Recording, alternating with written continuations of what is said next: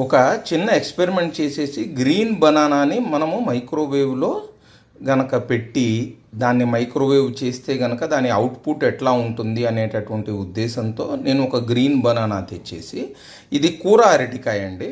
Okay, this is not a fruit banana అనమాట. Okay, fruit banana గ్రీన్గా ఉన్నప్పుడు వాటిని చిప్స్ కోసం వాడతారు కానివ్వండి, ఇది కూర banana which is basically only used for curries అనమాట.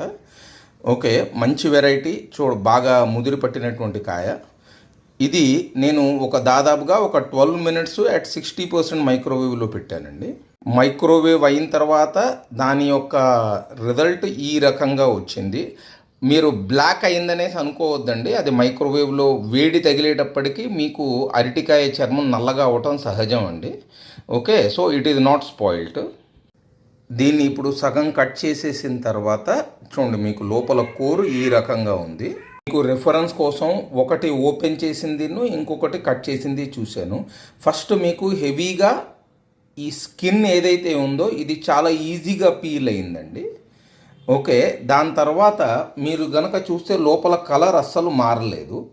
ఓకే, ఇది చూడండి, మనకి ఏంటంటే కనుక ఒక రకంగా ఉడికినటువంటి ఆలుగడ్డ, ఉడికినటువంటి అరటికాయ ఏ రకంగా ఉంటుందో ఆ రకంగా ఉంది. అండ్ ఇది గనక మనం చిన్న ముక్కలు చేసేసి పోపులో కానివ్వండి దీంట్లో కానీ వేసుకుంటే ఈజీగా అయిపోతుంది. Very simple. ఎట్లా ఉంటుందంటే మనము దీన్ని కుక్కర్లో పెట్టేసి ఓవర్గా దాన్ని ప్రెషర్ కుక్ చేసేసేటప్పటికి ఇది కాస్త పేస్ట్ అయిపోతుందండి. దీనివల్ల మనకి ఒక రకమైనటువంటి బాడీ ఉంటుంది ఈ అరటికాయకి. And over and above it దాని నీళ్ళల్లోనే ఉడికింది కాబట్టేసి అది షేప్ని రిటైన్ చేసుకుంటుంది. మీరు కనుక ఫ్రైస్ కానీ లేకపోతే కనుక కూర కానీ చేసుకుంటే మీకు అది చాలా బాగా వస్తుంది అనేటటువంటిది నా నమ్మకము. మీరు ఇప్పుడు చూడండి, నేను ఇప్పుడు దీన్ని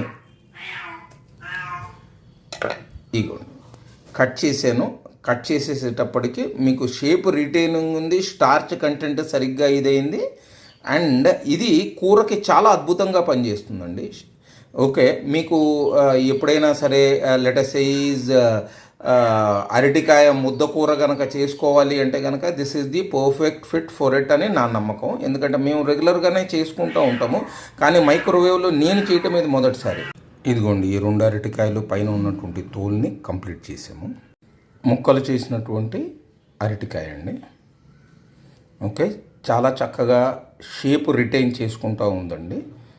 okay, so I think the output మనం ఇప్పుడు నేను ఒక ఫ్రై చేయాలి అని చెప్పి చూస్తున్నా. ఫ్రైలో బెనిఫిట్ ఏంటంటే మనకు అసలు రిజల్ట్ ఏ రకంగా వస్తుంది అనేటటువంటిది చాలా క్లియర్గా ఉంటుంది. ఇప్పుడు గ్రేవీ కర్రీసు ముద్దకూరలు అవన్నీ కనుక చేస్తే మనం వేరే వాటిని మిక్స్ చేస్తాం కాబట్టేసి మనకి రిజల్ట్ క్లియర్గా కనిపించకపోవచ్చు. అందుకని ముద్దకూర ఇందాక చేద్దాం అనుకున్నాను కానివ్వండి, కానీ ఇప్పుడు ఫ్రై చేసేసి చూద్దాము అనేటటువంటిది పాయింట్.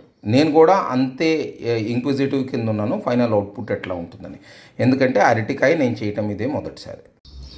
ఇదిగోండి, ఫ్రై కోసము బనానాల్ని రెడీ చేసేసి వాటిని ఆయిల్లో ఫ్రై చేస్తున్నాను.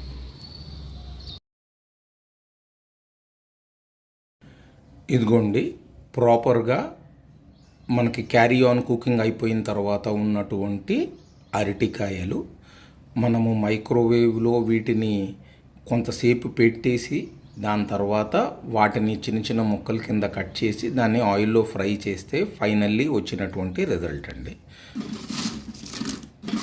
మీరు వీటి సౌండ్ కనుక వింటే మీకు ఇవి ఎంత బాగా ఫ్రై అయ్యాయో తెలుస్తుంది.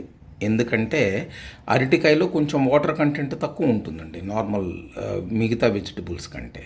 సో ఇప్పుడు ఆ వాటర్తోనే మనము వీటిని ఉడికిచ్చేసి మైక్రోవేవ్లో అవి కనుక కరెక్ట్గా చేసుకుంటే మొత్తం సరిగ్గా సెట్ అవుతుంది.